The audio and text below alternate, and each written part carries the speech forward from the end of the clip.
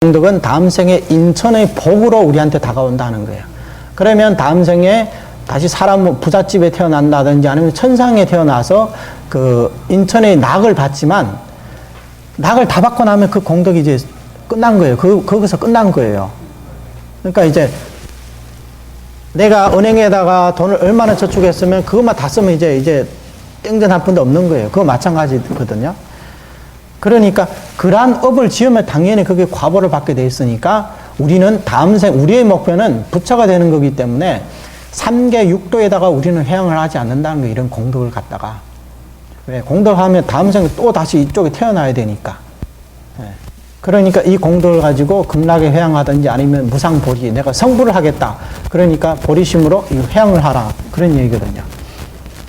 삼유라는 것이 뭐냐면 뭐 욕계, 색계, 무색계를 말하는 거예요. 이게 삼유예요. 그리고 이제 발언. 항상 발언을 해야 된다. 왜? 중생들의 마음은 항상 퇴전하기가 쉬우니까, 퇴골심을 일으키기가 쉬운 게 바로 우리 중생들이니까. 오늘 진짜 거창하게 큰 돈을 세웠는데 내일 좀 안 좋은 일이 딱 부딪히면 나 몰라. 그냥 이렇게 퇴골심을 내기 쉬운 게 우리 범부 중생들이라는 거예요. 그렇기 때문에 항상 발언을 하라는 거거든요. 이제 퇴전의 장애를 막기 위해서. 이게 오해고, 육념이라는 것은 삼보를 생각하고 염불, 염법, 염승, 그리고 계율을 생각하고 보시를 생각하고 천상에 태어나기를 생각한다. 뭐 이런 육념이 있어. 이런 수행들을 통하더라도 전부 다 낱낱의 수행이 성취되면 모두 정토에 왕생을 하게 된다 그랬어요. 206쪽에 한번 펴봐요. 206쪽.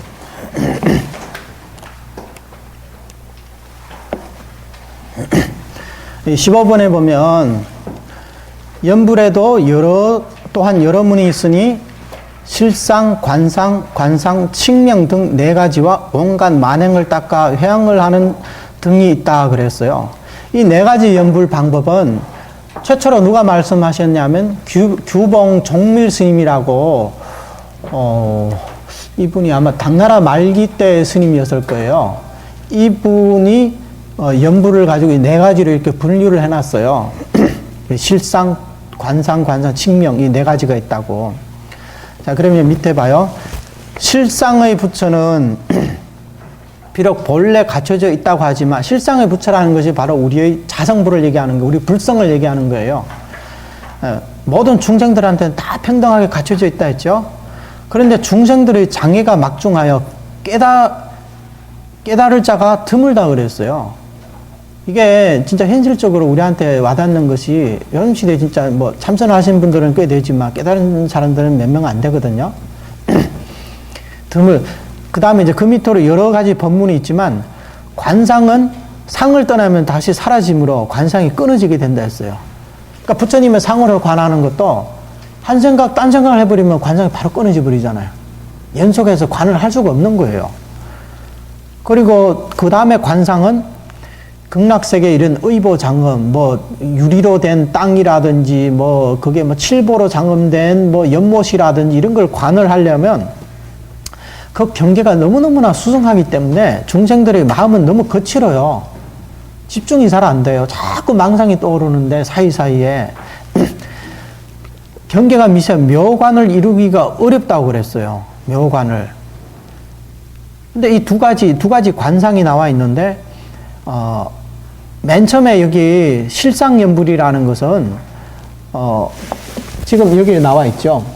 실상연불이라는 것은 첫 번째 염자불이라고 그랬어요. 이것은 이제 세 가지로 연불을 가지고 세 가지로 분류를 했는데 우익대사님의 분류 방법인데 부처님의 일대기 가르침을 전부 다 이 세 가지 속에 다 포함시킬 수 있다는 거예요.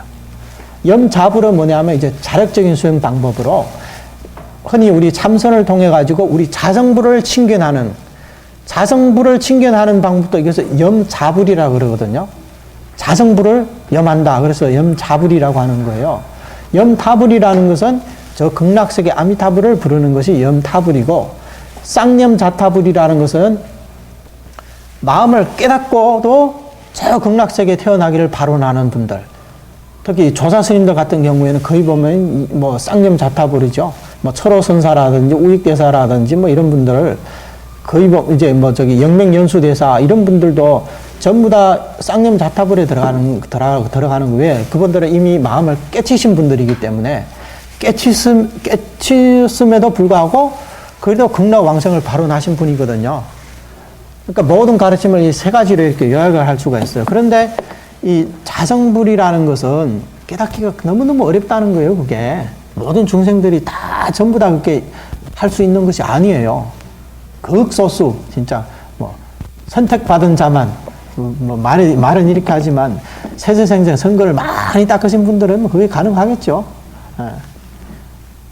근데 뭐, 여러분들은 모르겠지만, 저는 아닌 것 같아요, 일단은. 근데 두 가지 관상이라는 것은, 부처님의 상호를 관하는 것도 마찬가지예요. 부처님의 상호를 관한다든지 아니면 극락세계의 의보장엄을 관찰하는 수행도 이 교리에 대해서 진짜 제대로 알고 모든 경계가 나의 마음속에서 일어난 것이다. 이런 이치를 잘 모르게 되면 마장이 생기기 쉬워요. 마장이. 그러니까 이런 수행을 해가지고 헷가닥하는 사람들이 많아요. 부처님을 관하는데 진짜 부처님이 딱 나타나셨어요. 그때는 교리를 모르는 사람, 와, 진짜, 뭐가 왔구나. 막 환희심을 내거든요. 그런데 자칫 잘못하면 그 부처님이 마구니가 일부러 수행을 파괴하려고 나타날 수도 있다는 거예요. 이게 능언경의 50음마장에 자세하게 나와 있어요. 능언경을 공부하신 분들은 아시겠지만. 근데 이런 것들이 다 나의 마음에 의해서 청정심에 의해서 드러난 것이다. 이런 이치를 모르고 그렇게 하다 보면 자칫하면 이런 마장이 걸려가지고 한번 마장이 환희심을 냈다. 그러면 그 마가 우리 몸속에 들어와서 이제 제정신으로 살 수가 없는 거예요. 그 사람은. 그러면 이제 읽어도 되죠. 당연히 읽어야죠. 그런데 이런 수행을 하기가 그러니까 교리를 알아야 진짜 제대로 알아야 이런 수행을 하더라도 잘할 수가 있지. 교리를 모르는 사람이 이런 수행을 했다가 이런 마장을 보기가 쉽다는 거예요. 인광대사님의 제자 중에 이런 뭐 양시, 성이 이제 양시인데 이분이 어떤 경계가 일어났냐면 맨날 이제 부처님한테 절을 하는데 부처님 앉아 계시잖아요. 이제 절을 하는데 갑자기 부처님이 앉은 자리에서 그냥 벌떡 일어나시는 거예요. 일어나가지고 그 사람 앞에 가지고 같이 맞절을 하는 거예요, 부처님이. 그러니까 이 사람은 뭐라고 생각하겠어요? 와, 내가 이거 공부가 어느 정도 돼가지고 지금 부처님도 감동받아가지고 나한테 절을 하나, 이렇게 생각을 했다는 거예요. 그래가지고 인광대사님을 찾아가가지고 이런 말씀 딱 하니까 큰 스님이 뭐라고 하셨냐면, 그것은, 그런 경계는 무시급 동안에 당신이 지어온 그 악업이 성숙이 돼가지고 이런 원친 책주들이 부처님의 몸을 놔두셔서 지금 당신한테 이런 모습을 보여주는 거라고. 당신 업장이 지금 발로해서 나타나는 현상이라고. 우리 일반인들은 진짜 부처님이 진짜 절을 하는 게 아니라 그냥 눈만 한번 끔뻑하도 와, 나는 진짜 엄청난 가피를 받았다고 생각할 텐데, 부처님이 진짜 와가지고 같이 맞절을 한다는 게 그게 어떠한 상황이겠어요. 근데 이런 것들은 업장이 두꺼워가지고 이제 마구니가 부처님의 형상을 하면서 이렇게 절을 한다는 거예요. 그럴 때 만에 환희심을 낸다든지 너무 기뻐하게 되면 바로 몸속에 들어가면 그때는 이제 미치광이가 된다는 거예요. 미친놈이 된다는 거거든요. 부처님이 어떠하신 분인데 관세음보살님, 대세지보살님, 문수보현보살님한테 절을 하도 그냥 앉아 절을 받을 수 있는 자격이 있는데, 하물며 이런 범부들이 부처님한테 절을 좀 했다고 부처님이 이래서 맞절을 하겠냐고, 지금 무슨 생각하고 있는 거예요? 지금 정신 차리라고 그렇게 호통을 치셨거든요. 그런데 우리 같은 중년은 그런 이치들도 잘 모르고 하다 보면 어떤 현상들이 나타나면 막 우리는 얘기하기를 좋아하잖아요. 그런데 이게 진실로 내가 마음이 청정해가지고 나타난 경지라 하더라도 그런 것을 남한테 얘기하면 다시는 그런 경계가 안 나타나요. 그러니까 혹시 그런 경계가 있다 하더라도 뭐 연부를 할 때도 마찬가지인데 부처님이 나타나셨다. 연부를 하는 사람이 이런 경우가 그리 많지는 않아요. 근데 혹시 나타났다 하더라도 거기에 대해 가지고 기뻐한다거나 뭐 놀라거나 그런 마음을 전혀 내지 마세요. 그냥 내가 마음이 청정해서 그런 사람 봤어요. 네, 그러니까 그렇게 기뻐한다 그렇게 하면 이제 잘못된다니. 그리고 남한테 얘기하게 되면 다시는 그런 경지를 맛볼 수가 없다 그래요. 이게 선정도 마찬가지예요. 그래서 정토종의 초조인 해원대사님께서는 일생 동안에 3번 부처님을 보셨어요. 그런데 한마디도 안 하셨어요. 왕생하기 전에 부처님이 또 몸을 놔두시니까 내가 지금 3번째 부처님을 뵀는데 아마 내가 이제 곧 정토 왕생을 할 거다. 그런 말씀을 하시고 그 다음에 이제 연부를 하면서 왕생하셨거든요. 그러니까 임종 때는 그런 얘기를 하도 되는데 평소에는 그런 얘기를 하시면 안 돼요. 꼭 해야 된다 그러면 이런 경계가 좋은 경계인지 어떤 경계인지 너무 궁금하면 선지식을 찾아가가지고 조용히 얘기하는 거는 괜찮아요. 그러니까 자문을 구하는 거는 괜찮은데 같이 이렇게 연부를 하는 사람들 모여가지고 나는 이런 경계 받고 저런 게 그런 자랑 삼아 얘기하면 그것은 안 좋다는 거예요. 다음에 그런 경계도 못 보고 오히려 더 안 좋게 될 수, 마장이 생길 수가 있다는 거예요. 그러니까 여기서 말하는 이 2가지 수행, 관상, 2가지 관상이라는 것은 교리에 대해서 확실히 알고 이렇게 하지 아니면 어렵다는 게, 마장이 생기기 쉽다는 거예요. 그리고 또 한 가지는 만행을 닦아, 보신, 육바라밀, 우리가 얘기하는 육바라밀 수행 있잖아요. 온갖 이런 선업을 닦아서 극락을 회항해서 그 왕생하는 방법이 또 있거든요. 그래서 이것은 이제, 근데 만행을 닦는다는 것은 너무 많은 행을 닦다 보니까 그 중에서 이제 본인이 치우치는 쪽에 마음에 이제 그 무게를 두게 된다는 거예요. 근데 여기에서 오직 지명연불의 법만이 간단하면서도 직접적이어서 단지 끊임없이 연불만 하면 곧 왕생할 수가 있다 그랬어요. 그래서 고인이 말씀하시길 미타를 칭견한 이상 어찌 깨닫지 못할까 걱정하랴. 우리가 지금 연불을 하면서 참 건기도 안 좋고 뭐도 안 좋고 생사 범부고 이렇게 생각하지만 극락세계에 왕생한 사람들은 한 명이라도 깨닫지 않은 사람이 없다는 거예요. 그러니까 우리는 이 세상에서 주목적은 왕생하는 데 두지 깨달음을 데 두는 게 아니라는 거예요. 왜? 극락세계 왕생하면 다 깨달으니까 안 깨달은 사람이 없거든요. 그 왕생만 하면. 그러니까 이 세상에서 살면서 우리의 주목적은 왕생하는 데 두라는 거예요. 여기서 다른 사람 누가 깨닫고 어쩌고 대단하다. 하나도 부러워할 게 없어요. 왜? 그 사람은 깨달았다고 하지만 생사를 못 벗어났어요. 그런데 우리는 못 깨달았지만 생사를 벗어났어요. 그리고 극락에 태어나면 바로 또 깨달음을 얻을 수가 있어요. 그러니까 우리가 생각하는 어떤 스님, 어떤 큰 스님 하지만 극락세계 왕생한 사람과 비교하면 비교가 안 돼요. 그 사람들이. 우리가 지금 우리 법무 중생의 입장을 봤을 때 와 이렇게 쳐다보지만 극락세계 왕생하면 그분들보다 훨씬 월등해요. 그러니까 자신감을 갖고 극락 왕생은 반드시 깨달을 수 있다. 누구나 다. 그래서 이제 연불이 수행의 지름길이고 또 지명연불은 다시 연불 중의 지름길이라 그랬어요. 그 위에 실상, 관상, 칭명 가운데서 칭명연불이 그 중에서도 가장 빠른 지름길이라는 거예요. 여기서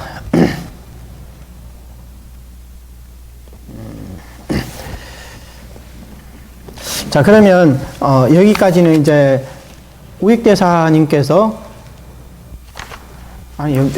뒷장 넘기세요. 27쪽을 보죠. 27쪽까지 하고 제가 말씀드릴게요. 27쪽에 보면 지명의 묘를 단독으로 나타냄 이렇게 나와 있잖아요. 그 앞에 관상, 예배, 공양, 오회, 육념 이런 수행 방법들이 있는데 낱낱의 수행이 성취되면 모두 정토에 왕생할 수 있다 했어요. 그런데 뒤에 보면 그런데 그 중에서도 오직 지명연불의 이 법만이 근기를 거두어들이는 것이 가장 넓고 시작하기가 가장 쉽다 그랬어요. 이 칭명연불이라는 것은 상중하 업단 근기든 간에 교리를 알든 모르든 업장이 많든 적든 연불은 누구나 다 할 수 있잖아요. 입만 가진 사람이 연불 못하는 사람이 없거든요. 그런데 관상이라든지 2가지 관상으로 실상연불은 그만한 근기가 아닌 사람은 닦기가 엄청나게 어려워요. 그러니까 그 부분을 이제 아셔야 되는 거예요. 근데 지맹연불은 어떠한 근기든지 전부 다 거두어드린다 했어요.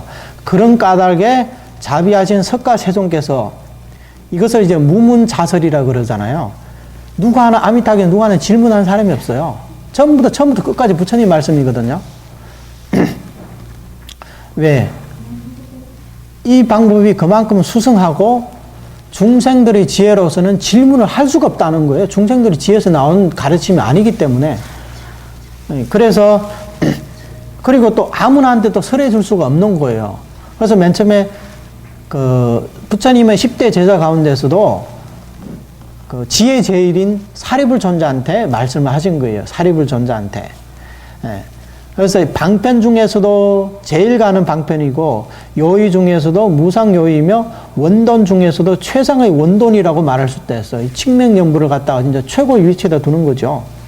그러므로 물을 맑히는 구슬에 구슬을 혼탁한 물에 던지면 혼탁한 물이 맑아지지 않을 수가 없듯이 부처님의 명호를 산란한 마음에다 던지면 산란한 마음이 부처가 되지 않을 수가 없다. 그랬어요. 이게 옛날에 보면 수청주라고 있다고 하는데 아주 흐린 물에다가 수청주를 딱 그 구슬을 뭐 야명주와 비슷하게 물에다 넣으면 수청주가 가는 곳마다 물이 깨끗해진다는 거예요. 예. 그러니까 수청주가 어디로 가면 어디에 물이 깨끗해지는 거예요. 연불도 마찬가지로 연불을 하게 되면 그 마음이, 우리 아무리 혼탁한 마음도 그 마음이 부처의 마음으로 변한다는 거예요. 예. 지금 이 순간, 나무아미탑을 하는 순간 우리 마음은 바로 부처라는 거예요. 예. 근데 한순간, 앞순간은 앞찰나는 나무아미탑을 하고 뒤에는 이제 안 좋은 일을 생각하면 그때는 이제 부처가 아니죠. 연불을 하는 동시에 그 마음이 바로 부처라는 거예요. 그러니까 이게 우리 부처님 명호를 산란한 마음에 던지면 명호를 집지하는 즉시 그 마음이 바로 부처의 마음이 된다. 그리고 부처님의 공덕이 그 속에 들어가 있다는 거예요. 연불을 하면 할수록 그 속에 부처님의 공덕이 그만큼 다 들어가 있다는 거예요. 그렇기 때문에 비록 우리가 범부 중생이지만 범부 중생의 마음속에 부처님이 이루 가신 그 전체의 공덕이 중생들의 마음속에 들어가 있다는 거예요. 그러니까 이게 엄청난 내용이에요. 일반 법문을 보게 되면 예를 들어 가지고 이제 참선을 하잖아요. 참선하면 지난번 시간에 제가 말씀드렸는데 육즉불이라고 말씀드렸죠. 그 기억나시는지 모르겠네요. 처음에는 이즉불이고 두 번째는 명자즉불이라 그랬어요. 명자즉불의 단계가 확철대오의 단계다. 이때가 이제 해오의 단계거든요. 이치적으로는 깨달은 단계예요. 그런데 이런 단계에서 얻을 수 있는 공덕은 부처님의 구경불의 공덕이 아니라 명자즉불의 그 단계의 공덕만 얻을 수가 있다는 거예요. 깨달은 사람들도 만약에 이 연불을 안 하게 되면, 그런데 우리는 전혀 깨닫지도 못했지만 연불하는 동시에 구경즉불의 공덕이 우리 마음속에 갖춰져 있다는 거예요. 그러니까 월등히 뛰어나죠. 중생심이 바로 불심이다. 부처님의 마음이다. 그리고 그 마음속에 부처님의 모든 공덕이 그 속에 들어가 있다는 거예요. 그런데 연불을 안 하면 그 공덕이 없어요. 그러니까 나무아미타불 하고 그 다음에 이제 오늘 여기 오면서 화내는 일을 하면 딱 생각하면 그 마음도 바로 지옥으로 변하는 거예요. 그러니까 연불을 계속 이어서 하라는 거예요. 하면 할수록 그 자리가 바로 부처님의 공덕이 갖춰진 자리이기 때문에. 그러니까 이게 사실 엄청난 얘기거든요. 그러니까 여기서 봐요.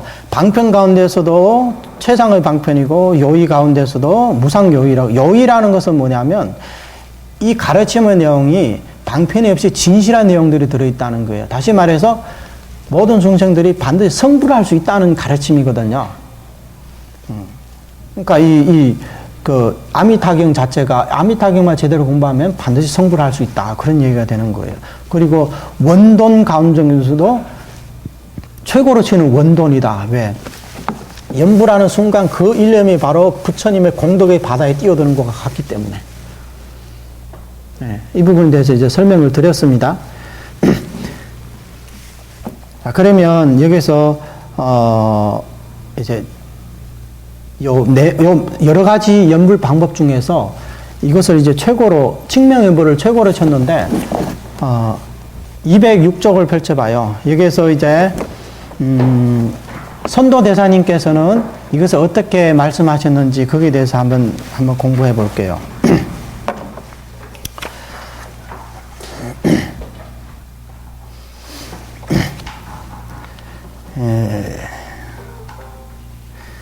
자, 이제 16번을 보면 행에는 두 가지가 있다고 그랬어요. 정토를 왕성하는 행에는 두 가지가 있어요. 첫 번째는 정행이고 두 번째는 잡행이라고 그랬어요.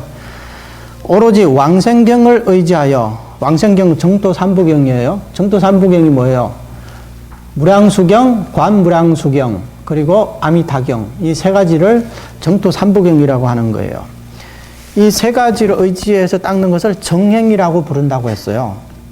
그러니까 정토 왕생하는 데 있어서만큼은 우리의 정토 수행하시는 분들의 소위 경전은 정토 삼부경이 되어야 된다는 거예요. 근데 요즘에 많은 사람들을 보면 정토를 얘기하는데 정토 삼부경에 기준하지 않고 다른 경전에서 나온 얘기들을 많이 인용해가지고 이것이 정토다 뭐 이렇게 얘기를 하거든요. 근데 이것은 타당하지가 않다. 다른 부분, 다른 경전에 나오는 정토에 관해서 나온 부분들은 우리가 참고로서 볼 수는 있지만 그것을 우리가 소위 경전으로 삼을 수가 없다는 거예요. 이 정토 삼부경만이 처음부터 끝까지 정토 왕생에 대해서만 밝히고 있거든요. 그런데 다른 경전에서는 그게 뭐 한 단락이란 조금 부분에 정토 왕생에 대해서 언급을 해놨는데 그것은 우리가 참고로 해야 될 대상이지 그것을 의지해서는 안 된다는 거거든요. 이제 일심으로 오로지 이 관경은 이제 관무량수경을 얘기하는 거고, 아미타경, 무량수경 등을 독송하고 일심으로 집중하여 극락세계의 정보와 의보 장엄을 생각하고 관찰하며 하고 응념하며 자꾸 그것을 머릿속에 떠올려야 된다는 거예요. 만약 예배를 한다면 일심으로 오로지 저 부처님을 예배하고, 절을 하는 것도 오직 아미타 부처님께만 절을 한다는 거거든요. 수행에 있어서. 근데 여기서 잘 이해를 하셔야 돼요. 그러면 우리가 절에 갔는데 아미타불 안 모셔놓고 석가모니 부처님만 모셨어. 그러면 절을 하지 말라. 그 얘기가 아니라 우리가 정토 왕생을 하려고 수행을 하는 데 있어서 오로지 이렇게 하라는 거지. 우리가 다른 절에 갔는데 아미타 부처님 안 계신다 해가지고 불자인데 나는 부처님 아미타불이면 아니면 나는 절을 안 해. 그러지 말라는 건 아니거든. 그러라는 건 아니거든요. 이거 확실하게 아셔야 돼요. 왕생하는 데 있어서 내가 왕생행을 닦는 데 있어서는 오로지 남아미타불에게만 절을 한다. 이런 생각을, 이것을 이제 전수라고 하는 거예요. 오로지 전적으로 이 수행만 한다는 거예요. 입으로 칭명을 한다면 오로지 저 부처님의 명호를 부르며 아미타 부처님, 남아미타불만 부르고, 만약 찬탄하고 공양을 한다면 오로지 일심으로 오로지 저 부처님을 찬탄하고 공양하면 이것을 정이라고 한다 그랬어요. 자, 그러면 이제 정에 있어서 또 두 가지로 나눈다고 해서 분류를 해요. 첫째, 일심으로 아미타불의 명호를 부르며 행주좌와의 시간의 길고 짧음을 따지지 않고 염년마다 명호를 버리지 않는 것을 정정업이라고 부르나니 저 부처님의 원력에 수순하는 까닭이다. 이 굵게 표시한 이 부분을 이제 외워두시는 게 좋아요. 이거 엄청나게 중요한 부분이거든요. 일심으로 아미타 부처님의 명호를 부르며 행주좌와의 시간의 길고 짧음을 따지지 않고 염년마다 명호를 버리지 않는 것을 정정업이다 부른다. 자, 일심으로 지금부터 남아미타불을 부르면서 행주좌와 길을 가든 아니면 서서 있든 앉아 있든 누워 있든 간에 명호를 부르는 것을 놓치지 말라는 거예요. 네, 항상 남아미타불을 찾으라는 거거든요. 가부좌 들고 앉아가지고 연불하기가 불편하면 편안하게 앉아서 연불하셔도 되고, 소파에 앉아서 하셔도 되고, 진짜 그것도 힘들다 침대에 누워서 하셔도 돼요. 이 연불 수행에 있어서는. 그만큼 어떠한 시간과 장소의 구애를 받지가 않는다는 거예요. 그러니까 누워서 하셔도 돼요. 잠자기 전에 누워서 하셔도 되고, 길을 가면서 하셔도 되고, 저 같은 경우에는 여기에 있다가 이제 공양하고 나면 한 바퀴 돌면서 가면서 그냥 연불을 한번 하고 오는 거거든요. 그 시간은 뭐예요? 걸어가면서 뭘 생각해요? 남한타고 하는 게 좋죠. 그러니까 어떠한 순간에도 다 할 수가 있다는 거예요. 그리고 시간의 길고 짧음을 따지지 않고 지금부터 만났으면 지금부터 연불 하고, 임종 때 만나서 임종 때 연불 하더라도, 그래도, 염려만 명호를 버리지 않는다면, 이것을 정정업이다. 정정업이라는 것은 반드시 왕생할 수 있다. 이런 얘기거든요. 반드시. 정정업, 뭐, 정정취, 뭐, 이런 얘기 많이 들어봤죠? 이것이 바로 우리가 불태전에 이룰 수 있는, 반드시 왕생할 수 있는 업이다. 그랬어요.